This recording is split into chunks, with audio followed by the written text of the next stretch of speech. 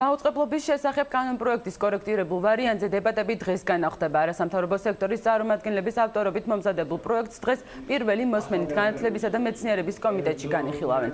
მაუწყებლობის შესახებ კანონში შესატანი ცვლილებების პროექტით საზოგადოებრივი მაუწყებლის სამეურვეო საბჭოს წევრთა რაოდენობა მცირდება. ის ნაცვლად 15 წევრისა 9 წევრამდე განისაზღვრება. ასევე იცვლება სამეურვეო საბჭოს წევრების არჩევის წესიც. წინ კონსულტაციების შედეგად შემიძლია ვთქვა, რომ კანონპროექტს აქვს საპარლამენტო უმრავლესობის დიდი მხარდაჭერა, ხოლო საპარლამენტო უმცირესობის გარკვეული შენიშვნები მასში უკვე არის ასახული. თავად კანონპროექტი არის ძალიან მნიშვნელოვანი ქართული მედიის განვითარებისათვის, ფუძნდება საზოგადოებრივი მაუწყებლის აჭარის ტელევიზია და რადიო. ასევე ხდება მასტქერისა და მასტოფერის შემოღება მთელი ქვეყნის მასშტაბით არასაარჩევნო პერიოდში